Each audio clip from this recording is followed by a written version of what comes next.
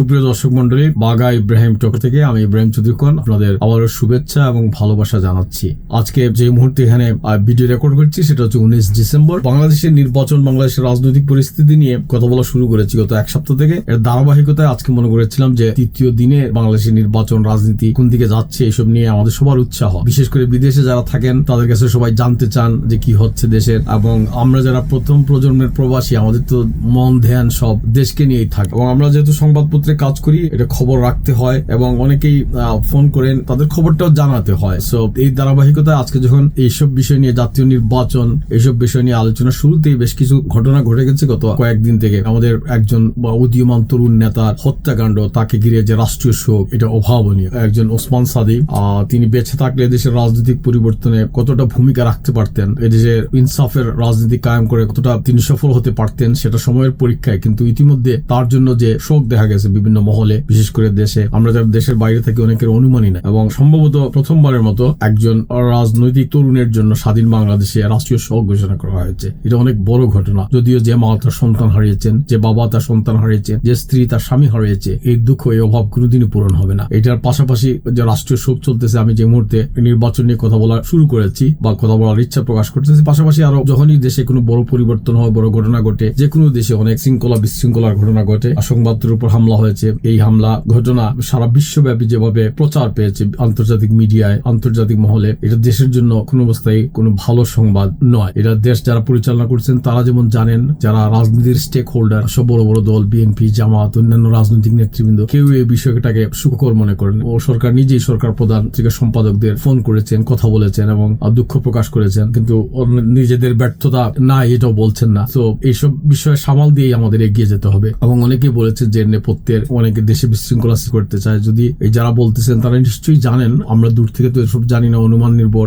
মানুষকে দোষারোপ করে একজন আরেকজনকে দোষারোপ করবো, একজন আরেকজনকে তুমি এটা করেছো, তোমরা এটা করেছো, অমুক সেটা করেছে, এসব করে করেই তো আমরা আজকের এই পর্যায়ে পৌঁছেছি। আমাদের রিকনসিলিয়েশনের দরকার। গত 2 দিন থেকে আমাদের, যেহেতু সংবাদ মাধ্যমের মানুষ, আমাদেরকে অনেকে ফোন করেছেন, আমার অনেক বন্ধু বান্ধব, তারা প্রায় 1 বছর থেকে যারা ফোন করতেন না, তারা কেউ ভারত থেকে, কেউ লন্ডন থেকে, কেউ বিভিন্ন অস্ট্রেলিয়া থেকে ফোন করেছেন। তো ফোন করে মানে তারাও সাংঘাতিক সহানুভূতিশীল, জানতে চেয়েছেন যে এই ডায়ালগটা ছিল বেশি, অন্তত 20টা ফোন কলের মধ্যে প্রায় 12টাই যে এখন কেমন লাগতেছে। তো এটা নিশ্চয়ই তারা এই ভাষাই মানে সহমর্মিতা জানাচ্ছেন। এই যে মানুষ বিপদে আপদে সহমর্মিতা জানান, এটা আমাদের সমাজ থেকে, আমাদের সামাজিকতা থেকে এখনো যে উঠে যায় নাই, এটা অনেক ভালো। রাজনীতি আমাদের চলার পথকে অনেক সময় নিষ্ঠুর করে দিয়েছে।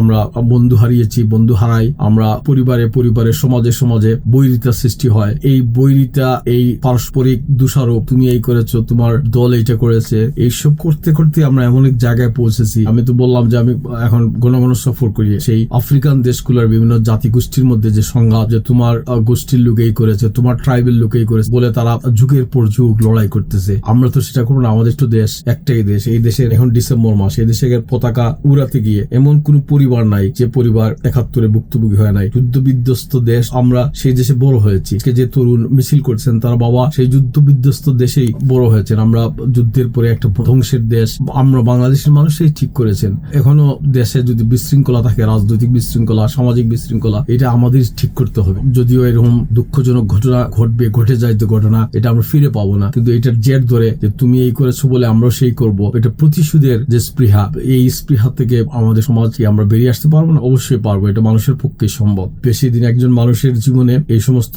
লাগালাগি, সংঘর্ষ, পারস্পরিক বৈরিতা বেশি দিন থাকে না, এবং এটা সফল হওয়া যায় না। এটা নিজের জন্য যেমন ক্ষতিকর আর সমাজের জন্য ক্ষতিকর। কেউ আপাত লাভের জন্য আমরা শত্রুতায় নামি, আরেকজনকে দেই। এবং সবচেয়ে বড় কথা হচ্ছে যে 2টা পত্রিকার উপর হামলা হয়েছে, এই হামলার পিছনে অনেকেই অনেক কারণ খুঁজবেন। এই পত্রিকা 2টা শত হাজারো কর্মীর সাথে আমাদের ব্যক্তিগত যোগাযোগ, মানে তাদের জীবনে এই ধরনের হামলায় প্রভাব ফেলতে পারে। এই ধরনের হামলায় নিজেও পড়েছি, রাজনীতি যেহেতু করতাম এই সময় হামলায় নিজেও জড়িয়েছি বিভিন্ন সময়। কিন্তু দিন শেষে আজকের এই বয়সে বা এই জায়গা দাঁড়িয়ে পিছনে ফেলে দেখি এইসব বিশৃঙ্খলা, এইসব পারস্পরিক হানাহানি আমাদের কোন ভালো ফল দেয় না। ভালো ফল দেয় যে আমরা সবাই যখন দেশটার জন্য চিন্তা করি, দেশটাকে এগিয়ে নিয়ে যাওয়ার চিন্তা করি, যে আজকে যে তরুণ যুব সমাজ যারা বাংলাদেশে আগামী দিন নেতৃত্ব দিবে, আর তারা তাদের মতো করে দেশ গড়বেন, পুরনোদের কাছ থেকে অভিজ্ঞতা নেবেন, এটাই স্বাভাবিক। এবং এই পথ ধরেই বাংলাদেশ যাত্রা করবে। আগামী নির্বাচন, এখন আসি নির্বাচন প্রসঙ্গে, মানে আজকে পর্যন্ত মানে সবাই বলতেছে যে নির্বাচন বানচালের চেষ্টা চলছে। নির্বাচন বানচাল কেন চেষ্টা করবে, কে করবে? এখন সরকার নির্বাচন দিতে যাচ্ছে, সরকারের তো কোনো দল নাই। সরকার আন্তরিকভাবে এই নির্বাচন দিয়ে বিশেষ করে প্রধান উপদেষ্টা তার বক্তব্য স্পষ্ট করছে বারবার সরকারের সাথে যে সমস্ত লোকজন আছে তারা সবাই যে নির্বাচনটা একটা জনগণের ক্ষমতা জনগণের কাছে তারা দিয়ে দিতে চান, এই জন্য নির্বাচনের সমস্ত প্রস্তুতি চলছে। ইতিমধ্যে এতদিন যে সংশয় ছিল যে তারেক রহমান বিএনপির কার্যত এখন মূল নেতা, সভানেত্রী খালেদা জিয়া হয়তো এখনো শারীরিকভাবে চরমক্ষম, তার সর্বশেষ শারীরিক অবস্থা হয়তো স্থিতিশীল কিন্তু খুব ভালো না, তিনি দল পরিচালনায় কাজ এখনো করতেছেন না, কতটা পারবেন সেটা সময় বলে দিবে। কিন্তু এখন তো দলের মূল নেতা তারেক জি এবং তার আশা নিয়ে এক সংশয় ছিল, এখন তিনি একদম আনুষ্ঠানিকভাবে ব্যক্তিগত ঘোষণা দিয়ে প্রস্তুতি নিয়েই 25 ডিসেম্বর বাংলাদেশে আসতেছেন। তার আসার মধ্য দিয়ে আমি মনে করি যে এটা সবাই মনে করে যে বাংলাদেশের রাজনীতিতে একটা উত্তেজনার সৃষ্টি হবে। এই উত্তেজনাটা বিএনপির হাজারো লাখো মানুষ, লাখো কর্মী তাদের নেতাকে ফিরে পাবেন কাছে, এবং দীর্ঘদিনের অনুপস্থিতিতে তিনি একজন রাজনৈতিক নেতা হিসেবে দলের উপর যে তার প্রভাব তিনি রাখতে পেরেছেন, এটা একটা গুরুত্বপূর্ণ বিষয়, এটা সবার সম্ভব হয় না। এবং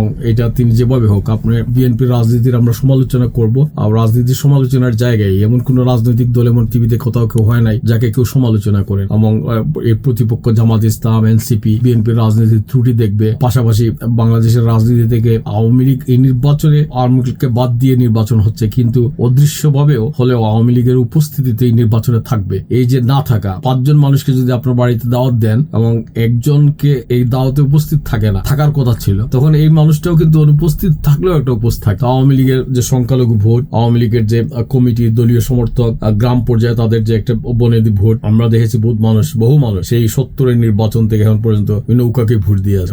ওরা সারা জীবন হয়তো রাজনীতির খবরই জানেন। এই সমস্ত ভোট এবার তারা ভোট দেবেন, কতজন দিলে কাকে দিবেন, স্থানীয়ভাবে কোন কোন প্রার্থী তাদের উপর প্রভাব ফেলতে পারেন, অথবা তাদের উপর কোন নির্দেশ আছে কিনা তারা ভোট বর্জনের, অথবা কোন প্রার্থীকে কোন দলের পক্ষে দেবেন, এটা আরো নির্বাচনের সামনে আসলে আমরা জানতে পারবো। এখন পর্যন্ত রাজনৈতিক দল আমরা যদি দেখি যে বিএনপি, জামাত ইসলাম, এনসিপি তারা গঠনমূলক রাজনীতির পক্ষেই কাজ করে যাচ্ছেন। তারা সবাই চাচ্ছেন যে নিজেদের রাজনৈতিক কর্মসূচিগুলো জনগণের কাছে তুলে ধরা। বিশেষ করে এই ক্ষেত্রে জামাত সফলভাবে দীর্ঘদিন ধরে কাজ করতেছে। বিএনপি যেহেতু সর্বশ্রেণীর মানুষের মধ্যে একটা দল, তাদের একটা জনসমর্থন, আওয়ামী লীগ বিরোধিতার মানুষগুলা সমস্ত গ্রামে গঞ্জে স্বভাবতই তারা বিএনপি করতেন। এবং জামাতের রিক্রুটমেন্টটা ভিন্ন। জামাতের রিক্রুটমেন্টটা একজন করে তারা কর্মী সৃষ্টি করেন, এই কর্মীরা সংগঠক হন, এই সংগঠক আরো কিছু কর্মী তাদের 1-to-1 যে বিস্তৃতি, এই বিস্তৃতি গত 2 দশকে অনেক বেশি হয়েছে। আমরা জানি না নতুন প্রজন্ম এই নির্বাচনের আলাপ আসলেই 24 জুলাই পরবর্তী রাজনৈতিক পরিস্থিতির বিষয়টা আলোচনা আসবে যে ঢাকা বিশ্ববিদ্যালয় সহ অন্যান্য বিশ্ববিদ্যালয়ে যে শিবিরের জয়কার, এটা তরুণ সমাজের মধ্যে তাদের কি গ্রহণযোগ্যতা বেড়েছে? তারা যে সেই জামাতকে যে এতদিন দমিয়ে রাখা হয়েছিল, যে মুক্তিযুদ্ধের বিরোধিতা করেছে, তারা ঘাতকদের সহযোগিতা করেছে, দালালি করেছে, সেখান থেকে বেরিয়ে এসে তারা কি নতুন গণ রাজনীতির দিকে মানুষকে ধাবিত করতে পারতেছে কিনা, এসব আমরা দেখার বিষয়। এখন এগুলো সব রাজনৈতিক কৌশল। কেউ তো তার রাজনীতির প্রকৃত অবস্থা, প্রকৃত আদর্শ, প্রকৃত গোল কেউ পরিবর্তন করে না। আওয়ামী লীগ যেমন বদলায় নাই, বিএনপিও তেমন বদলায় নাই, জামাতও তেমনি বদলাবে না। কিন্তু রাজনীতি তাদের কৌশল নিয়ে কতটা এক একটা যাত্রা তারা অতিক্রম করতে পারবে, এটা সময়ের ব্যাপার। তো এবারের নির্বাচন যেটা ইতিমধ্যে ঘোষিত হয়েছে ফেব্রুয়ারির নির্বাচন, এই ফেব্রুয়ারি নির্বাচনের মধ্য দিয়ে বাংলাদেশের যে প্রচলিত রাজনৈতিক দলগুলো, নতুন দল কতটা সংগঠিত হতে পারে এটা আমরা দেখবো। তাদের কতজন প্রার্থী বিভিন্ন জায়গায় কতটা ভোট নিতে সক্ষম হলো। আমি মনে করি যে অনেকে হেসে উড়ে দিচ্ছেন যে এনসিপি বা নতুন প্রার্থীরা খুব বেশি ভোট পাবে না। সম্ভবত এটা অনেক জায়গায় ভুল প্রমাণিত হবে। তরুণরা খুব ওয়েল কমিউনিকেটেড, তাদের কাছে পৌঁছা সামাজিক যোগাযোগ মাধ্যমে নানান কৌশলে তাদের যোগসূত্রটা আমাদের ধারণারও বাইরে।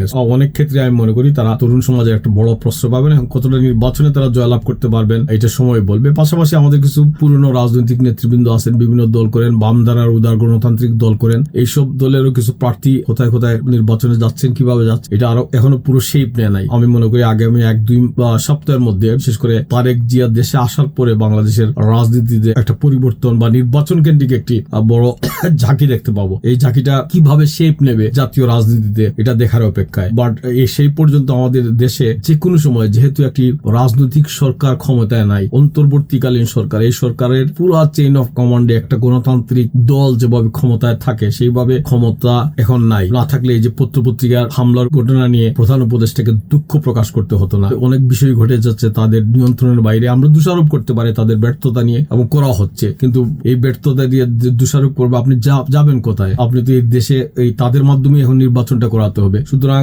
তাদের মাধ্যমে যে নির্বাচনটা হতে যাচ্ছে সেই নির্বাচনে কতটা দায়িত্বশীল নাগরিক হিসাবে আমরা নাগরিকরা দায়িত্ব পালন করব, রাজনৈতিক দলগুলো তাদের রাজনৈতিক কৌশলটা এত সুন্দরভাবে গণবান্ধব হিসেবে উপস্থাপন করবে এবং কতটা দেশের স্বাধীনতা, সার্বভৌমত্ব, উদারনৈতিক সহনশীলতা এসব বজায় রেখে আমরা এই নির্বাচনের দিকে এগিয়ে যাচ্ছি। এটা আমাদের দেখতে হবে। বাই দিস টাইম আমরা জানি যে নতুন রাষ্ট্রদূত রাষ্ট্রতে যাচ্ছেন, তিনি সহজেই হয়তো বছর শুরুর আগেই সেখানে যোগদান করবেন এবং আমরা জানি এইসব পশ্চিমা দূতাবাস, বিশেষ করে মার্কিন দূতাবাসের একটা বড় ভূমিকা বা নজরদারি থাকবে আমাদের দেশের গণতান্ত্রিক অগ্রযাত্রার যাত্রাতে। সংঘাত করে কেউ আবার ক্ষমতায় আসবে আমরা এটা মনে করি না। গণতান্ত্রিক পরিবর্তনের মধ্য দিয়েই ক্ষমতায় আসবে, সেখানে উচ্ছ্বাস থাকবে, ক্ষোভ বিক্ষোভ থাকবে। এই ক্ষোভ বিক্ষোভের প্রশমনের জন্য কারা এগিয়ে আসেন? যুগে যুগে রাজনৈতিক নেতৃত্ব এগিয়ে আসছেন। এখন দেশে একটা রাজনৈতিক নেতৃত্বের সংকট আমরা দেখি, সামাজিক সংকট সমাজে সর্বত্র, কিন্তু এই ধরনের গণতান্ত্রিক চর্চার মধ্য দিয়ে এই সংকট কেটে যাবে, মানুষ এগিয়ে আসবে, আমরা সেই প্রত্যাশা করি। আমি আজকের আলোচনা এখানে শেষ করতেছি। আমি শুধু বলি যে আমাদের প্রত্যাশা থাকবে, দেশ বিদেশে যারা থাকি আমরা দোষারোপ নয়, এখন আমরা চেয়ে দেখবো যে কতটা রাজনীতি ঘনিষ্ঠ, মানব ঘনিষ্ঠ রাজনীতির কৌশল নিয়ে রাজনৈতিক দলগুলো নির্বাচনে ঝাঁপিয়ে পড়ে। সেই ঝাঁপিয়ে যদি না পড়তে পারে, আবার যদি কোনো ষড়যন্ত্র, আবার কোনো নেপথ্য কারিগরদের কারসাজির কারণে তারা হেরে যান, দেশটা হেরে যাবে এবং দেশ হেরে যাক আমরা কেউ চাই না। সবাই ভালো থাকুন। বাঘা ইব্রাহিম টক শো থেকে আমি ইব্রাহিম চৌধুরী খোকন আপনাদের আবারও শুভেচ্ছা, ভালোবাসা জানাচ্ছি। আমার আলাপগুলো আপনারা ভালো লাগলে শেয়ার করবেন, লাইক দিয়ে থাকবেন। আমি আগেও বলেছি যে আমরা যা দেখি সহজ সরল ভাষায় আপনাদের কথা আপনাদের মতো করে বলার আমরা চেষ্টা করব প্রত্যেক সপ্তাহে। তো পাশেই থাকুন। ইব্রাহিম চৌধুরী খোকন, বাঘা ইব্রাহিম টক শোতে আপনাদের আবারও শুভেচ্ছা, আবারও ভালোবাসা।